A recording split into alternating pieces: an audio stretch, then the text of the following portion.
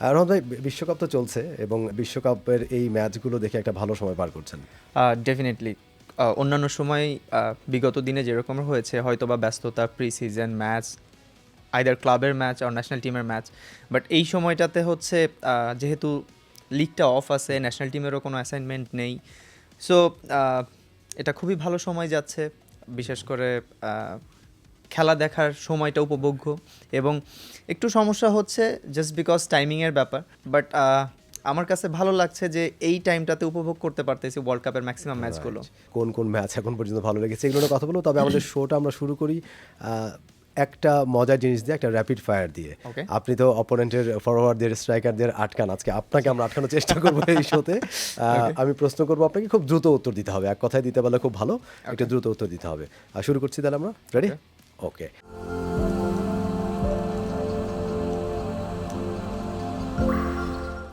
প্রথম প্রশ্ন যেটা, যে মাঠের সেরা আনন্দ কোনটা? প্রতিপক্ষের নিশ্চিত গোল লাইন থেকে সেভ করা, নাকি ইনজুরি টাইমে গোল করতে পারা হেডে? As a defender goal concede না করাটা আমাদের জন্য একটা গর্বের বিষয়, so definitely goal line clearance. Okay. ঘরোয়া লিগে খেলতে গিয়ে আপনাকে, মানে আপনার লাইফে সবচেয়ে বেশি নাচিয়েছে কোন মানে ফরওয়ার্ড? ঘরোয়া লিগের যখন বসুন্ধরাতে প্রথম রবসন রবিনহো আসে, তখন রবসন খুব ভালো করেছে, তখন ওকে, ডিফিকাল্টিস মানে সময় ফেস গিয়েছে করতে আমাদের। হয়েছে। ওকে, বিশ্বসেরা আইডলকে? কড়া ট্যাকলিংয়ের জন্য সার্জিও রামোস, নাকি নিখুঁত ডিফেন্সের জন্য ফন ডাইক?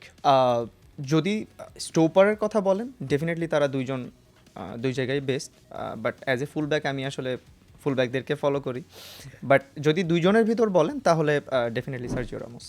ওকে, আপনার দৃষ্টিতে greatest of all time Lionel Messi নাকি ক্রিস্টিয়ানো রোনাল্ডো? এটা আসলে একটা দ্বিমতের বিষয়, এবং আমি দুইজনকেই পছন্দ করি।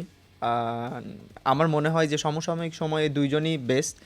আর যদি একজনকে রাখতে বলি? আমি পার্সোনালি রোনালদোর ফ্যান, সো রোনালদোকে। ওকে, ক্যারিয়ারে অন্যায়ভাবে পাওয়া সবচেয়ে ফালতু ইয়েলো কার্ড কোনটা ছিল আপনার? আমাদের ঘরোয়া লিগেই কোনো কিছু না করেই ইয়েলো কার্ড পাওয়া, আর একজন ফাউল করেছে এসে আমাকে কার্ড দিয়েছে, অথচ আমি জানি না আমি কি করলাম। ওকে, ড্রেসিং রুমে কোচের কাছ থেকে সবচেয়ে বেশি বকা খেয়েছেন কোন ম্যাচের হাফ টাইমে? এরকমের বকা খাওয়া হয়নি, ন্যাশনাল টিমে হোক এবং ঘরোয়া লিগে হোক, সো এরকমের এক্সপিরিয়েন্স খুব কম। হ্যাঁ, জাস্ট টেকনিক্যাল কিছু চেঞ্জেস আনার ক্ষেত্রে বলেছে, তাছাড়া এরকমের হয়নি। ওকে, নেইমারের ড্রিবলিং আটকানো বেশি কঠিন নাকি এমবাপ্পের গতি ব্রেক করা? আসলে এমবাপে অ্যান্ড নেইমার দুইটা হচ্ছে দুইজন ভিন্ন ধরনের প্লেয়ার। নেইমার ডেফিনেটলি স্কিলের জন্য সেরা, এবং এমবাপের স্পিড। সো যদি আপনি স্পিডই হন তাহলে এমবাপ্পেকে আটকানো সোজা, বাট নেইমারকে আপনার স্পিড হলেও আপনি স্কিলের কাছে পরাজিত হবেন, সো ডেফিনেটলি আমি নেইমারকে এগিয়ে রাখবো। ওকে, সোশ্যাল মিডিয়ায় ট্রলের শিকার যখন হন তখন সেটাকে কি অ্যাভয়েড করেন, নাকি পরের ম্যাচে ভালো পারফর্ম করে সেটা জবাব দেওয়ার চেষ্টা করেন? প্রথমত আমাদের যারা ফ্যানরা আছে তাদের রাইটস আছে আসলে আমাদেরকে নিয়ে কথা বলার, ভালো করলে বাহবা দিবে এবং খারাপ করলে ডেফিনেটলি কথা বলবে পেছনে, বাট এটাকে খারাপ দিকে না নিয়ে এটাকে কিভাবে শক্তি হিসাবে পরের ম্যাচে কাজে লাগানো যায় এবং নিজেকে ভালো করা যায় সেটা নিয়ে আসলে মূলত আমরা কাজ করি। ফুটবলার না হলে রহমত মিয়া আসলে কি হতেন আজকে এখানে, মানে কি হিসাবে দেখতে পারতেন? ফুটবলার না হলে হয়তো বা আমি বিজনেসম্যান হতাম, আমার বাবা যেহেতু ব্যবসা করে, সো আমিও হয়তো বা সে পথেই হাঁটতাম। ওকে, আমাদের র্যাপিড ফায়ার রাউন্ড আমরা এখানে শেষ করছি, আমরা মূল আলোচনায় আসতে চাই এবারে। বিশ্বকাপ যেহেতু চলছে এবং এই বিশ্বকাপের পুরো আসলে বলা হয় যে বিশ্বকাপের জ্বরে কাঁপছে বিশ্ব, এরকম একটা প্রবাদ সবসময় শুনি আমরা বিশ্বকাপের সময়। একজন পেশাদার ফুটবলার হিসেবে আপনার ভেতরে উন্মাদনাটা কীভাবে কাজ করে? আসলে 4 বছর পর পর যখন বিশ্বকাপটা আসে, সবাই অধীর আগ্রহে অপেক্ষা করে যে আমরা আমাদের নিজ নিজ প্রিয় দলের জয় দেখব, এবং যে টিম ভালো করতেছে আমরা সেই টিমগুলোর খেলাটা ফলো করব। সো অ্যাজ এ প্লেয়ার, এক সাধারণ ফ্যান আর প্লেয়ারের দুইজনের পয়েন্ট অফ ভিউ থাকে different.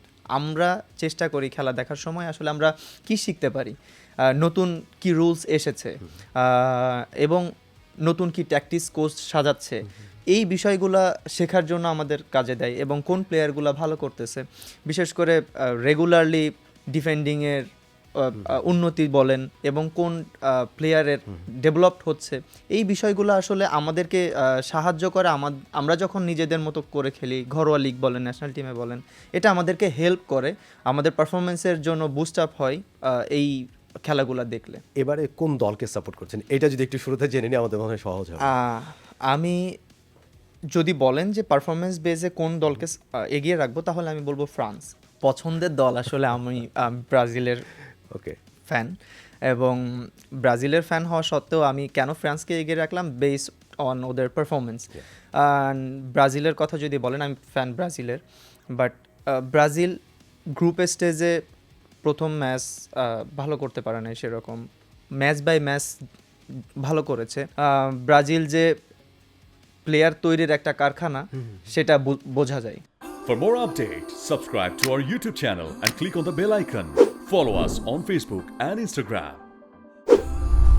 Download T-Sports app to enjoy exciting games and highlights. Visit tsports.com.